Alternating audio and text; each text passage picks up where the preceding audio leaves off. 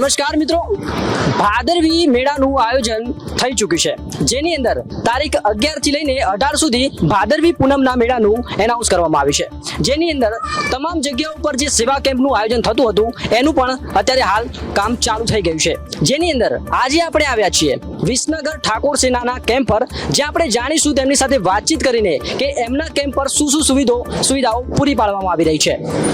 તમારું નામ જણાવજો। મારું નામ લાલાજી ઠાકોર, ગુજરાત ક્ષત્રિય ઠાકોર સેના વિસનગર સાહેબ પ્રમુખ। ગુજરાત ક્ષત્રિય ઠાકોર સેના સેવા કેમ્પનું 11, 12, 13, 14 અને 14 4 દિવસે ખૂબ ભવ્ય આયોજન થયેલું છે। સેવા કેમ્પની અંદર ચા, પાણી, નાસ્તો, ભોજન અને આરામની તમામ વ્યવસ્થાઓ કરવાની છે। સાથે સાથે પદયાત્રીઓને મનોરંજન માટે લાવી ગરબા ડાયરાનું પણ આયોજન કરેલું છે। પદયાત્રીઓને માલિશની વ્યવસ્થાઓ પણ કરેલી છે। પદયાત્રીઓને અગવડ ના પડે એ માટે સરકારશ્રીની ગાઈડલાઈન પ્રમાણે રોડથી 30 ફૂટ અંદર પણ આ સેવા કેમ્પનું આયોજન કરેલું છે। સેવા કેમ્પની અંદર અમે પદયાત્રીઓને વિનંતી કરીએ કે અમારી સેવા કેમ્પનો લાભ લો, એવી આપ સૌને વિનંતી છે। તો મિત્રો, આપણે જાણ્યું કે ઠાકોર સેના વિસનગરના કેમ્પ દ્વારા જે પણ સુવિધાઓ પૂરી પાડવામાં આવી છે એ ખૂબ જ સારી છે, જે પદયાત્રીઓ માટે લાભદાયી બનશે।